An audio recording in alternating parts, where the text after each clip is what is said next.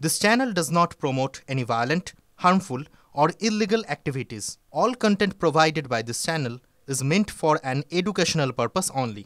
Top quality और consistent performance के लिए सिर्फ सिल्वर पंप नाम याद रखना। দেখুন মধ্যপ্রাচ্যে যে যুদ্ধ চলছে সেই যুদ্ধ যেন থামার কোনো লক্ষণ নেই।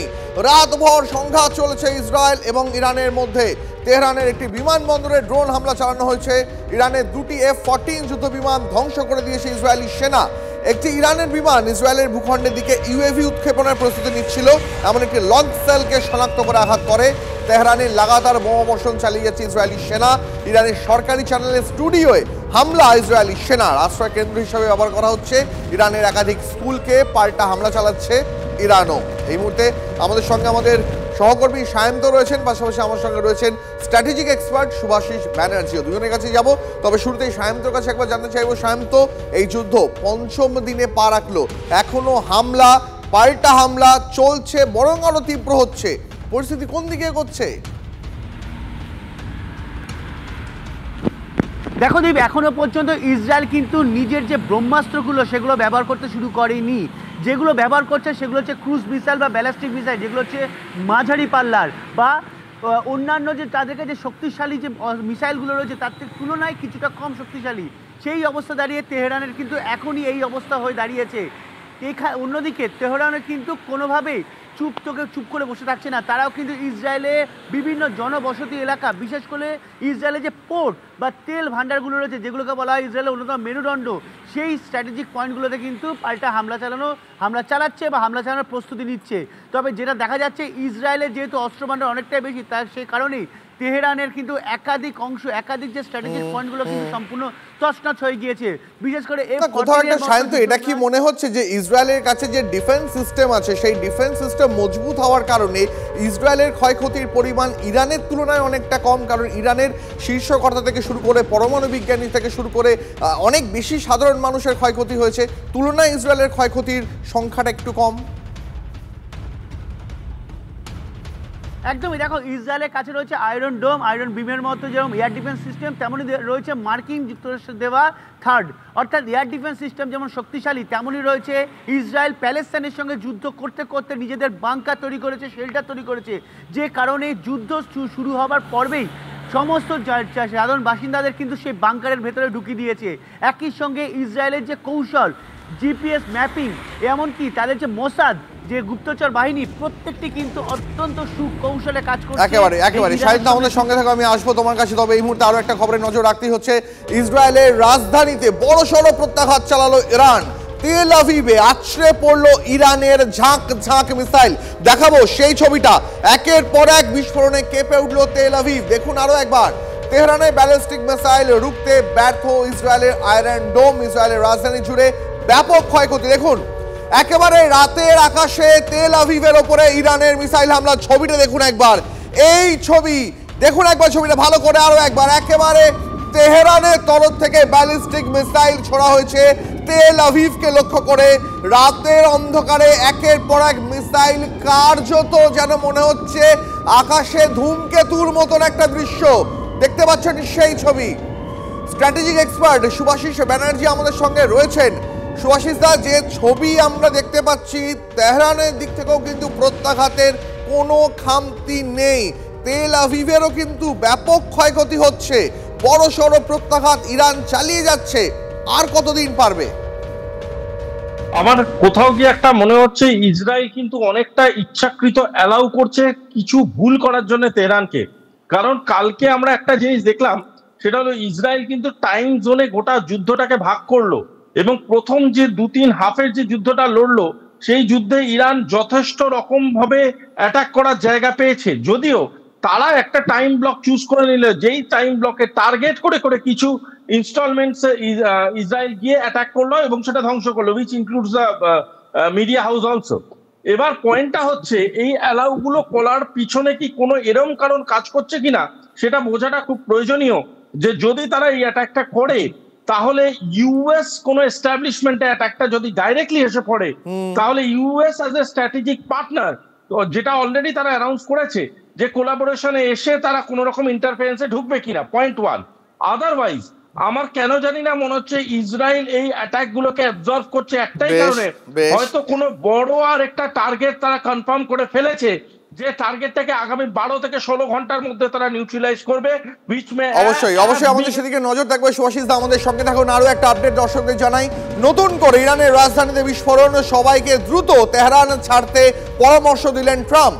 সোশ্যাল মিডিয়ায় পোস্ট করেছেন মার্কিন প্রেসিডেন্ট, তাতে সবাইকে অবিলম্বে তেহরান ছাড়ার হুঁশিয়ারি দিয়েছেন ট্রাম্প। আর অন্যদিকে পরমাণু চুক্তি নিয়ে ইরানের ওপর চাপ বাড়াচ্ছেন মার্কিন প্রেসিডেন্ট। ওই চুক্তিতে সই না করলে ইরানের পরিণতি যে ভালো হবে না সেটাও বুঝিয়ে দিয়েছেন ট্রাম্প। মার্কিন প্রেসিডেন্ট স্পষ্ট করে জানিয়ে দিয়েছেন ইরানের পারমাণবিক অস্ত্র থাকতে পারে না, তবে তার কথা না শুনলে ইরানের ওপর আক্রমণের ঝাঁজ যে আরো বাড়বে সেটাও স্পষ্ট বুঝিয়ে দিয়েছেন ট্রাম্প। সুভাষিসদা, কি মনে হচ্ছে মার্কিন প্রেসিডেন্টের হাবে ভাবে কোনোভাবে আমেরিকা কি এই যুদ্ধের সঙ্গে সরাসরি বা প্রত্যক্ষভাবে জড়িয়ে পড়বে অদূর ভবিষ্যতে? 100% জড়িয়ে পড়তে চাইছে, এটা হচ্ছে সব থেকে বড় অ্যাজাম্পশন। তার কারণটা হচ্ছে, একটা জিনিস বোঝার চেষ্টা করো, দুটো খুবই ধনী যদি মানুষের মধ্যে মারপিট হয়, কোনো একটা সুযোগ সন্ধানী মানুষ সবসময় সেই সুযোগটা চাইবে যাতে ওই মারপিটটার মধ্যে ইন্ডালজ হয়ে তারা যারা যে দুজন ধনী লোক মারপিট করছে তাদের রিসোর্স গুলোর উপরে হাত যাতে ফেলতে পারে। সেই জন্য ডাইরেক্ট ইন্টেলিজেন্সটা এখানে লজিক্যালি ডিফাইন করতে হবে। এখানে বুঝতে হবে ইউএস কোনোদিনই কোনো দর্শনের কারণে কাউকে অ্যাটাক করে না। ইউএস যখন অ্যাটাক করছে সে করবে তার রিসোর্সের জন্য, এবং resource is the ultimate thing in Iran. আর সেই রিসোর্সকে দখল করার জন্যই ইউএস বারংবার চাইছে এমন কিছু ঘটনা ঘটুক বা এমন কিছু অ্যাটাক হোক, যেই অ্যাটাক গুলো ইসরায়েল এবং ইউএস দুজনকেই ডাইরেক্টলি ম্যাপ করা যাক, এবং সেটা হলে তখন রিটালিয়েশনের একটা জায়গায় চলে যাবে US. Just to add one point with this, খুব তাড়াতাড়ি গতকালই ঘটেছে ঘটনা, ভার্জিনিয়ার সেনেটর টিম নিজে একটা বিল ইন্ট্রোডিউস করিয়েছে ইন দ্য সেনেট, স্টেটিং যে ইউএস কোন ডাইরেক্ট অপারেশনে ইরানের এগেনস্টে যাবে না। যদিও সেই বিলটা পাস এখনো হয়নি বা সেই বিলটা সমর্থনে কতগুলো সেনেট আছে, that is also a question mark. Still এখান থেকে বোঝা যাচ্ছে যে ইউএস এর সেন্টাররা অলরেডি এই গন্ধটা পেয়ে গেছে যে ইউএস ডাইরেক্ট ইন্টারভেনশনে যেতে পারে। একেবারে সুভাষিস দা, আরো বড় কিছু ঘটে যায় কিনা সেদিকে অবশ্যই আমাদের নজর থাকবে। তার কারণ এই মুহূর্তে যে খবর পাওয়া যাচ্ছে, তড়িঘড়ি G7 এর বৈঠক ছেড়ে বেরিয়ে গেলেন মার্কিন প্রেসিডেন্টের সঙ্গে বৈঠক ছাড়লেন মার্কিন বিদেশ সচিবও। দেশে ফিরেই জাতীয় নিরাপত্তা আধিকারিকদের সঙ্গে বৈঠক করবেন ট্রাম্প, এমনটাই সূত্রের খবর। আর এর পাশাপাশি আরো একটা আপডেট, ইরান কখনোই পরমাণু অস্ত্র তৈরি করতে পারবে না, ইসরায়েলের আত্মরক্ষার পূর্ণ অধিকার রয়েছে। ইসরায়েলের পাশে দাঁড়িয়ে যৌথ বিবৃতি দিল G7। সায়ন্ত আমাদের সহকর্মী, ডিফেন্স করেসপন্ডেন্ট আমাদের সঙ্গে রয়েছেন। সায়ন্ত, মার্কিন প্রেসিডেন্টের তড়িঘড়ি বৈঠক ছাড়া G7 এর তরফ থেকে বিবৃতি, এই দুটোই কি আরো বড় কোনো ঘটনা ঘটতে চলেছে মিডল ইস্টে তার ইঙ্গিত দিচ্ছে? একদমই, দেখো ডোনাল্ড ট্রাম্প গতকাল যে টুইট করেছে, অর্থাৎ আজকে ভোরে যে টুইটটা প্রকাশিত হয়েছে তাতে কিন্তু একটা বিষয় পরিষ্কার করে দিয়েছেন যে তেহরানে ঘটতে চলেছে বড় কিছু, কারণ সেখানে সাধারণ মানুষকে তেহরান ছাড়তে তিনি পরামর্শ দিয়েছেন।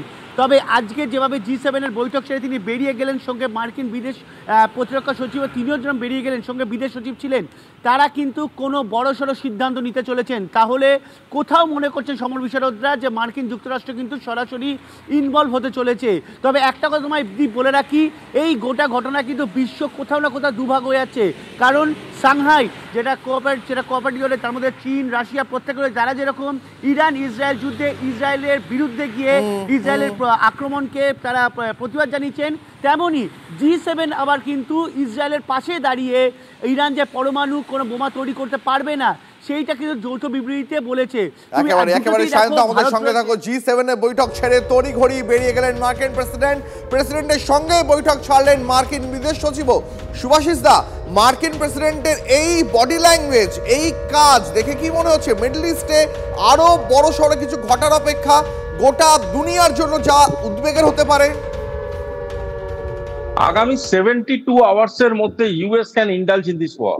আগামী 72 আওয়ার্সের মধ্যে। তার বড় কারণটা হলো ইউএস ভীষণভাবে বুঝে গেছে এই জিনিসটা, যে ইউএস যদি ডাইরেক্টলি ইন্টারভিউ না করে তারা আরো নানান রকমের অপমান ফেস করতে চলেছে। কারণ ইরান যে স্টেট অফ ডিনায়ালে আছে, ইরান বারংবার এনপিটি বা সে ধরনের যে বিভিন্ন ব্লক যেগুলো তাদের কাছে অফার করা হয়েছে, যদিও সেই ট্রিটিগুলোকে আমেরিকান ট্রিটি বলেই আজকের ডেটে গণ্য করা হয়, দে আর নো মোর ওয়ার্ল্ড ট্রিটি, তা সেখানে এরা ডিনাই করছে। তার মানে এদের নিউক্লিয়ার প্রোগ্রাম বা নিউক্লিয়ার যে প্ল্যানিংটা আছে সেটা অনেক বৃহত্তর একটা প্ল্যানিং। ইরানের বিদেশমন্ত্রী তো পরিষ্কার বলে দিয়েছেন যে ওয়াশিংটনের হাতে ইরানীয়দের মৃত্যু রক্ত লেগে রয়েছে, সুতরাং ওয়াশিংটনের সঙ্গে একদিকে যখন হামলা চলছে সেই অবস্থায় একই টেবিলে বসে পরমাণু নিয়ে শান্তি আলোচনা সম্ভব নয়।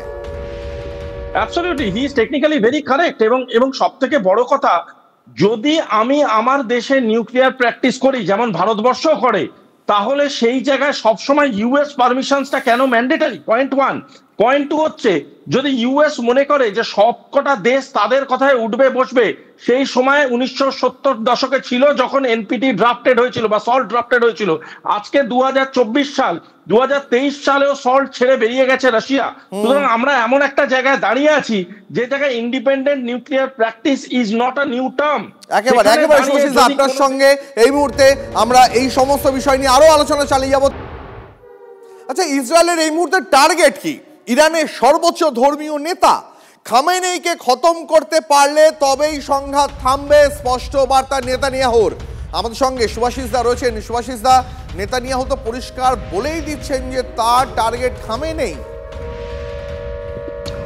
এবং উনি সম্ভবত কোনো নিউক্লিয়ার কেভের মধ্যে আছেন এরকম একটা খবর বিভিন্ন জায়গায় সম্প্রচারিত হচ্ছে। খামেনেই এখনো পর্যন্ত তার ঘনিষ্ঠদের নিয়ে একটা বাংকারে রয়েছেন এমনই খবর পাওয়া যাচ্ছে। হ্যাঁ হ্যাঁ, এবং সেখানে মোজাদ অ্যাটাক করে ওনাকে এলিমিনেট করতে চাইছি উইদিন কামিং 16 to 20 আওয়ার্স।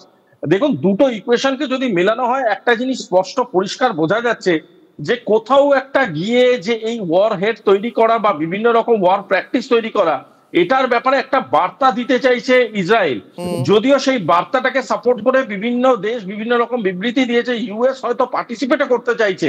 কিন্তু আমি আবারও আরেকটা কথা বলতে চাইছি যে যেভাবে লোকালাইজড অ্যাটাক গুলো হচ্ছে, যেভাবে সিভিল লাইফের উপরে অ্যাটাক হচ্ছে ফ্রম বোথ দ্য সাইডস, এটা কোনোভাবেই কোনো ওয়ার ডিসিপ্লিনের আন্ডারে পড়তে পারে না। একেবারে আমরা দেখতে পাচ্ছি ইসরায়েলের হাসপাতালে সেখানে ইরানের বোমা গিয়ে পড়ছে, পাল্টা ইরানের একেবারে জনবসতি সেখানে গিয়ে ইসরায়েলের বোমা পড়ছে। মানে সত্যি সত্যি একটা ফুল স্কেল ওয়ারে কখনোই সিভিলিয়ান টার্গেট হতে পারে না। এবং এই আনএথিক্যাল প্র্যাকটিসটা যদি বারংবার কোনো দুটো রেসপন্সিবল দেশ এন্ডোর্স করতে থাকে, তাহলে কিন্তু এটা মানে মারাত্মক রকম ছড়িয়ে যাবে। এবং এমন এমন দেশ আছে যেটা আমরা ইদানিং খালি যেটা আমরা প্র্যাকটিসটা দেখেছি, সেটা হলো পাকিস্তানও আমাদের কিন্তু সিভিল বেসে আক্রমণ করার চেষ্টা করেছিল। এই একই ধরনের প্র্যাকটিস যদি বিশ্বে ছড়িয়ে যেতে থাকে, তাহলে কিন্তু এটা মারাত্মক একটা ডিরেকশন নেবে। কারণ এই ধরনের ওয়ার এথিক্স বা এই ধরনের ওয়ার ডিসিপ্লিনকে কোনো দেশের মিলিটারি সায়েন্সই সাপোর্ট করে না। একেবারে সুভাষিস দা, আপনাকে অনেক ধন্যবাদ আমাদের সঙ্গে এতক্ষণ সময় দেওয়ার জন্য। কথা বলছিলাম স্ট্র্যাটেজিক এক্সপার্ট সুভাষিস ব্যানার্জির সঙ্গে। আমেরিকার সঙ্গে পরমাণু বৈঠক ভেস্তে গেছে নেতানিয়াহুর জন্য, এমনটাই এবার দাবি করলো ইরান। ইচ্ছাকৃতভাবে আমেরিকার সঙ্গে পরমাণু বৈঠক ব্যাহত করার জন্য ইরানে আক্রমণ চালানো হয়েছে দাবি করলেন ইরানের বিদেশমন্ত্রী। হামলা চালিয়ে বৈঠক ভেস্তে দিয়েছেন ইসরায়েলের প্রধানমন্ত্রী। যুদ্ধ বন্ধ করতে হলে এবার ট্রাম্পকেই উদ্যোগী হতে হবে, মন্তব্য ইরানের বিদেশমন্ত্রীর। ওয়াশিংটন থেকে একটা ফোন পেলে তবেই নেতানিয়াহুর মুখ বন্ধ হবে, দাবি করলো ইরান।